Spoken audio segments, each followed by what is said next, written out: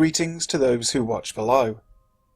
Before we start today's video, as always I'd like to say a huge thank you and give a big shout out to those who dwell below, an exclusive channel membership that will get you shout outs at the start of every video. To check it out, take a look in the description box.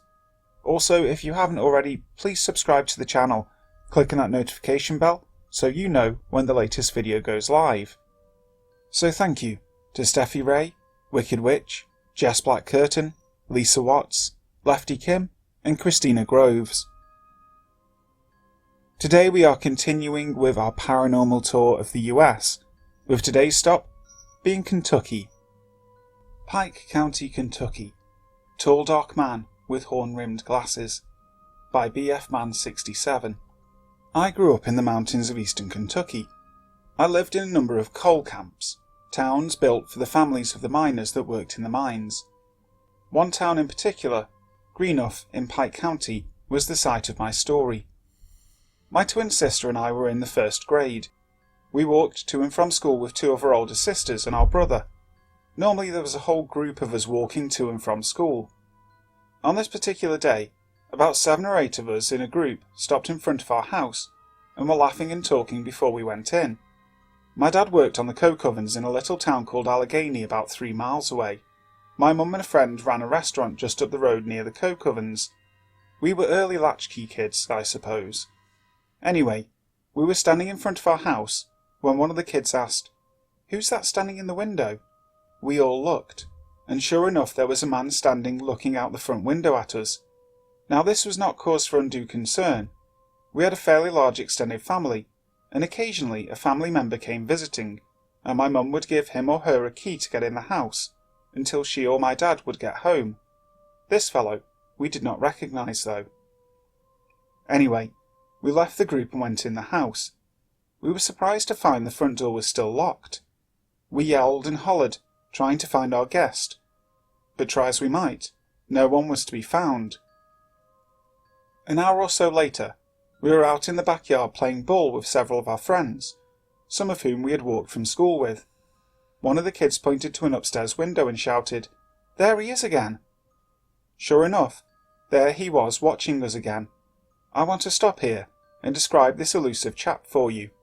He was fairly tall, had black hair, dark horn-rimmed glasses, wearing a dark brown suit, which we didn't see a lot of, being in a small eastern Kentucky coal camp. We split into 2 groups. One group went in the back door, while the other went in the front door, locking the doors behind us. Same story. After searching the house from top to bottom, he was not found. The doors were still locked from the inside, so he couldn't have slipped out. Our friends decided it was time to go on home, so most left immediately. The rest sort of wandered off, until only my sisters and brother were left, and if we had somewhere to go, we probably would have wandered off too. Several incidents happened when we saw this fellow, but the most intimate one, for me anyway, I'll relate now. I had been pestering one of my older sisters.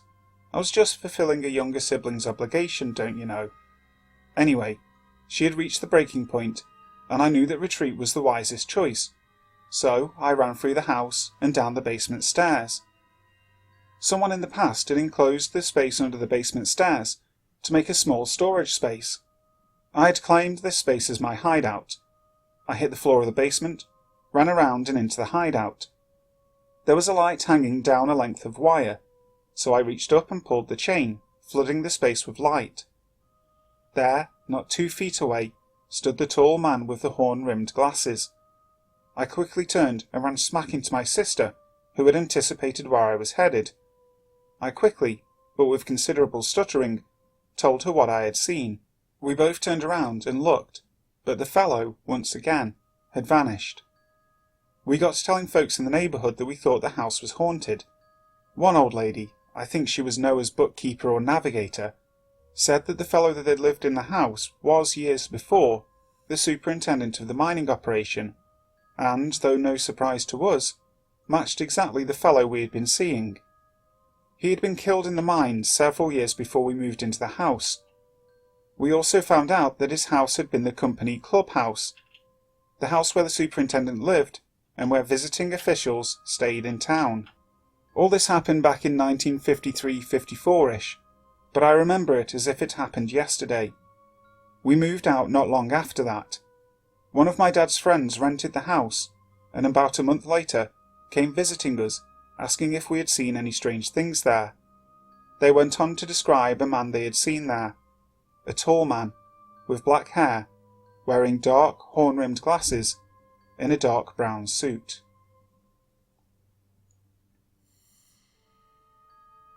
The Kelly-Hopkinsville Encounter.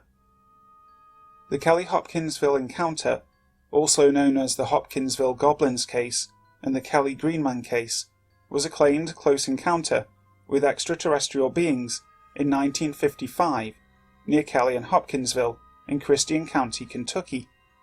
On the evening of August 21, 1955, 5 adults and 7 children arrived at the Hopkinsville police station, claiming that small alien creatures from a spaceship were attacking their farmhouse, and they had been holding them off with gunfire for nearly 4 hours.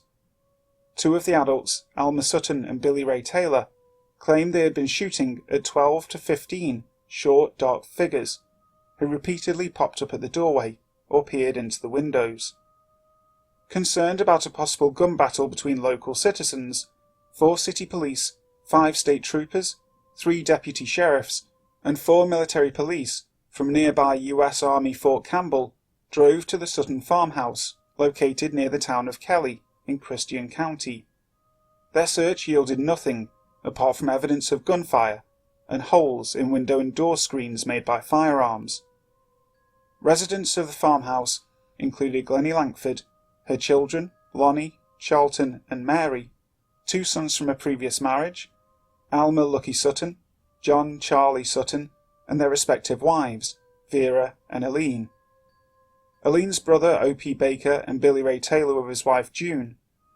Both the Taylors, Lucky and Vera Sutton, were reportedly itinerant carnival workers that were visiting the farmhouse. The next day, neighbours told 2 officers that the families had packed up and left, after claiming that the creatures had returned at about 3:30 in the morning. The family's claims received widespread coverage in local and national press. Early articles did not refer to little green men. The colour was later added to some newspaper stories. Estimates of the size of the alleged creatures varied from 2 to 4 feet, and details such as large pointed ears, claw-like hands, and eyes that glowed yellow with spindly legs later appeared in various media. Some ufologists compared the alleged creatures to gremlins, which have since often been referred to as the Hopkinsville Goblins in popular culture. Ufologist Alan Hendry wrote that this case is distinguished by its duration and also the number of witnesses involved. Project Blue Book listed the case as a hoax, with no further comment. The Slave House by MissCharlotte. I was 12 or 13 when I went to the house locals call Flint Ridge in Logan County, Kentucky, so it was about 2004 or 2005. My family is interested in old houses, so when we went to Flint Ridge, it was just another old house my parents brought me to. My parents were acquaintances with the owners of the place.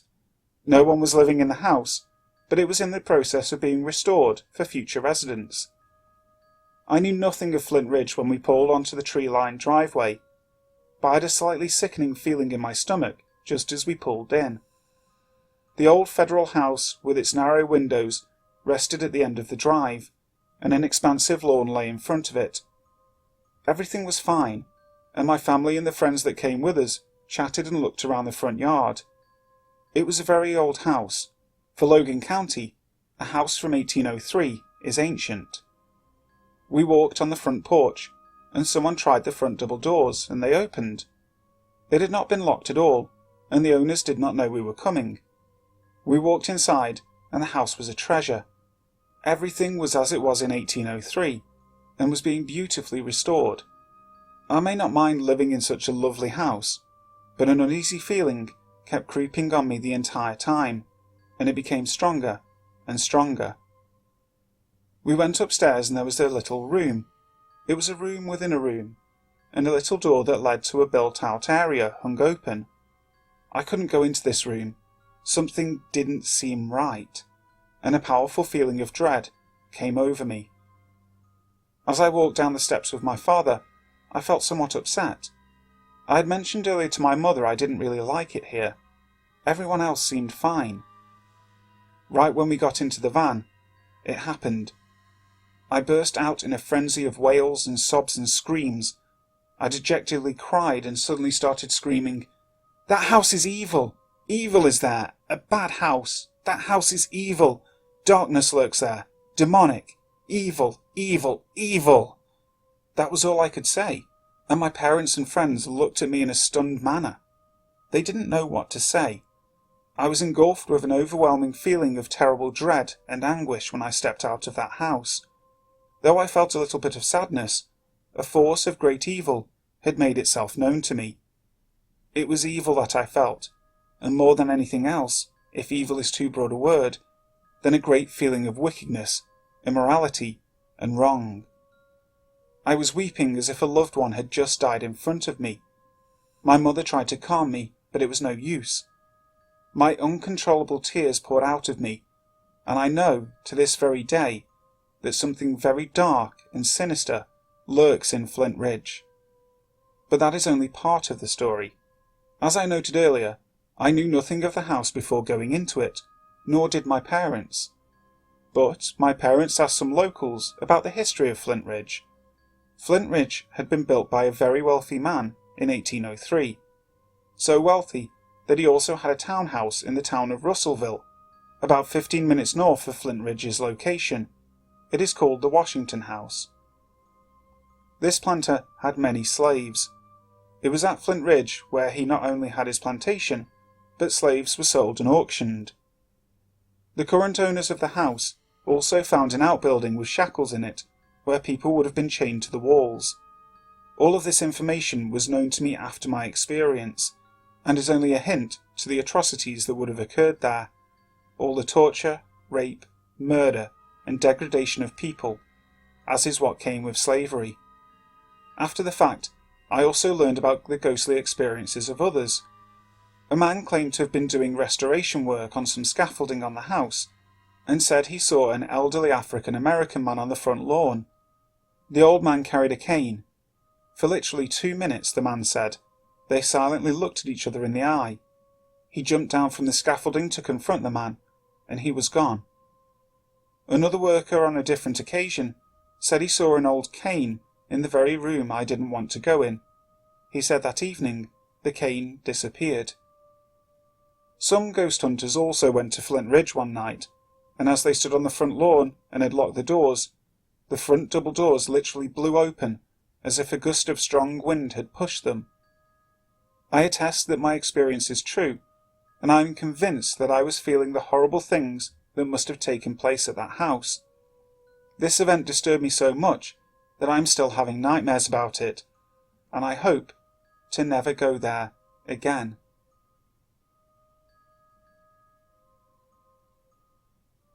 Highlands Haunting by RunningToMeetTheMoon. When I was 20, I moved into my first apartment, which was an older home in the Highlands area of Louisville. It was a beautiful home, and the rent was super affordable for the area.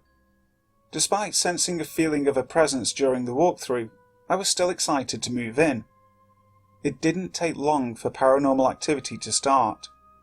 One evening my roommate and I were hanging out in the living room, and all of a sudden, a picture frame and books flew off the built-in bookshelf next to us, as if they were pushed off.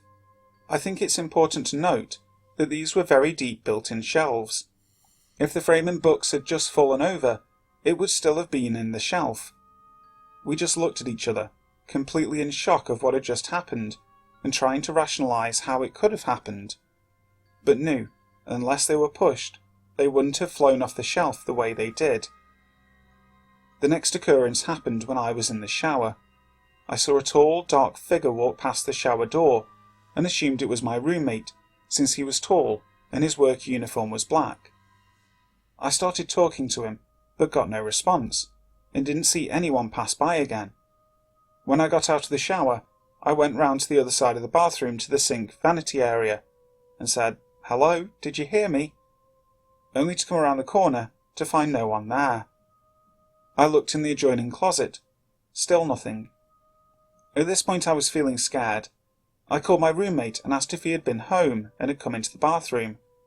His reply was, "I have been here at work all day. I won't be home until tonight." I remember hanging up, getting dressed as quickly as possible, and leaving the house and calling my roommate back to tell him what happened and to call me when he gets home, because I didn't want to be there alone. A few weeks later, I was just waking up and laying in bed when the bedroom door slammed shut. It was slammed with such force that I was stunned. I thought it had to be my roommate, or maybe one of our friends had spent the night and thought it would be funny. I went straight to his room and found it empty. I went to every room of the house. Empty. I looked outside and my roommate's car wasn't outside either. I called him, asking if he had been home and had slammed my door shut.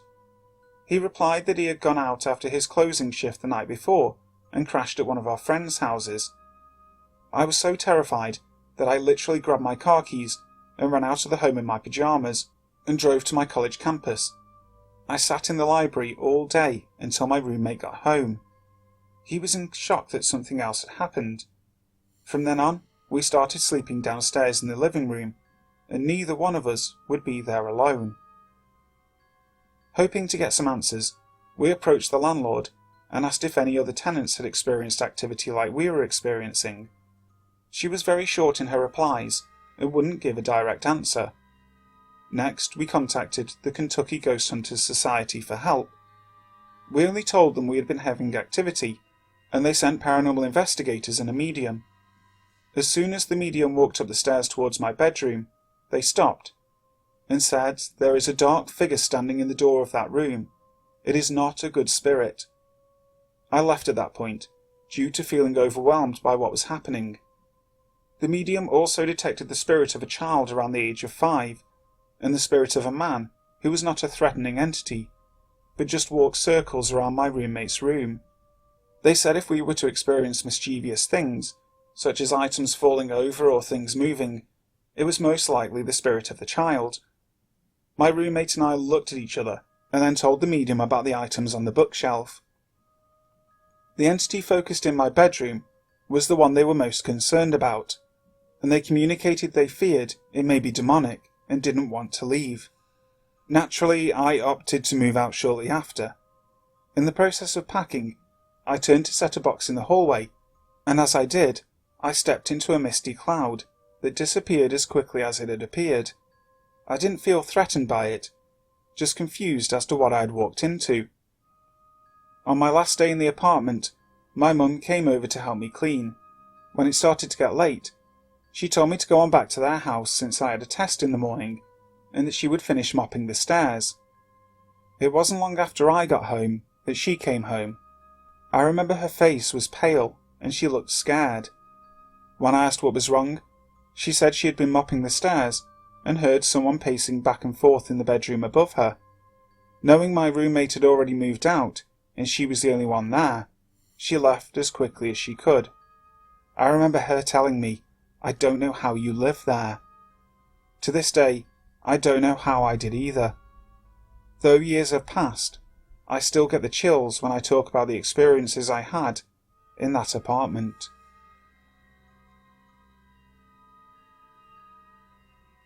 Gates of Hell, the Kasey Cemetery, by Illuminati 33. My experience with the Gates of Hell has been a very eye-opening and somewhat amazing experience that is hard to believe even happened in the series of events that it did. I believe all things happen for a reason, and the synchronicity of these events have even further convinced me that this is true. Me and 3 friends decided to go to the cemetery one night just out of boredom. Problem is, I had taken some clonopins before we left. I won't go into it too much, but the reality is when I take those I become possessed, or as others would say, blacked out, and remembered nothing about the experience of going there that night with my 3 friends. Fast forward to a few nights later. I'm outside talking on the phone walking around my driveway. All of a sudden, I see something that I will never forget. a green ball of light appeared very close to me in the air. It was only there for a brief moment. However, it got my attention. I mentioned it to a couple of people, and dismissed it as something strange that I just happened to catch a glimpse of. Well, a few days later, one of the 3 friends calls out of nowhere and asks if I want to go back to the gates of hell. And I did want to, because I had no memory of going there the first time and really wanted to see it. So we go during the day. Nothing strange happened, I just took a few pictures and we left. This, however, caused me to sort of become a little hooked on the place, so I looked into the history and lore of the cemetery, and what caught my eye was the fact that one of the biggest ghost stories of what is witnessed at the gates of hell is a green orb that flies upwards and away. Since this matched what I saw, me and my friend decided to go again, this time at 3 a.m.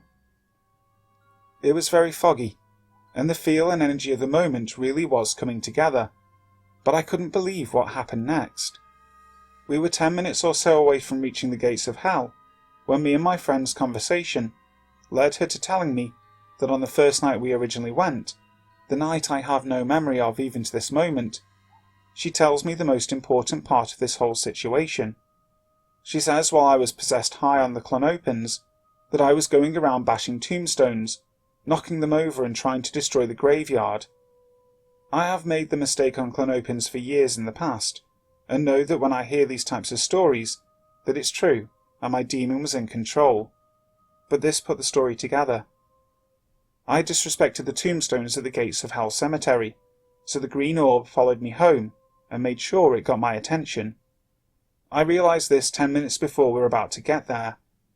This went from what was going to be a cool ghost hunt attempt, to all of a sudden making me very serious that all things happen for a reason, and I needed to make peace with whatever I pissed off.